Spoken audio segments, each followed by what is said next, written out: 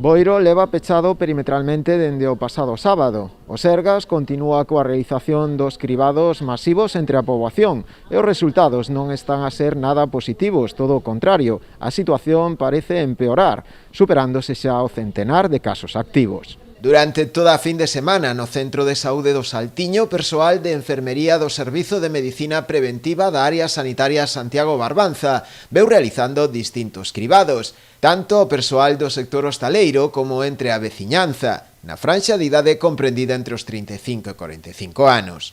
En total, unhas 3.500 persoas. Foron unhas probas que se sumaron xa a outras máis selectivas realizadas anteriormente e que tiñan como finalidade a detección de persoas asintomáticas.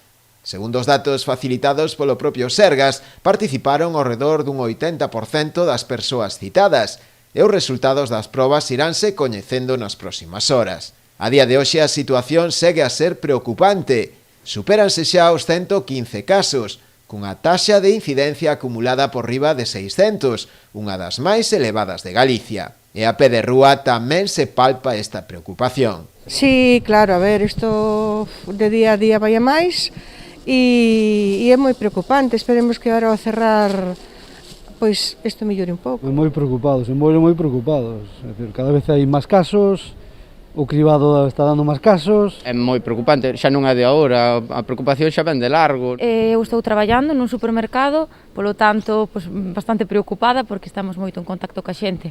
Pero bueno, hai no que levar como se poida.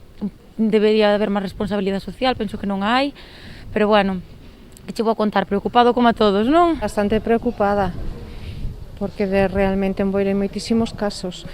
E as normas nas cumplimos como as temos que cumplir, porque non hai, só fai falta mirar. Non é máis culpa que nosa. Os casos aumentan porque eu creo que somos moi irresponsables tamén. Hai xente que non cumpla as normas, despois ve xente por aí sin mascarilla, e creo que isto temos que colaborar todos para poder salir desto, non só uns cuantos, eu creo que todos.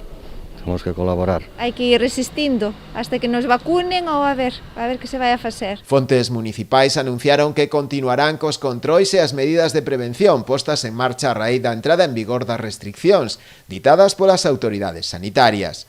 Durante a fin de semana realizáronse controis nas terrazas e nas rúas con maior afluencia de xente para evitar así aglomeracións. A Policía Local tramitou 3 denuncias por incumprir as restriccións ditadas polas autoridades sanitarias. 2 delas por incumprir o toque de queda e outra máis por desprazamentos dende fora do municipio. Polo que se refire ás actividades culturais e deportivas, estas seguen canceladas, e os parques infantís, pistas e instalacións deportivas continúan tamén pechadas, á espera de como evoluciona o número de contaxios.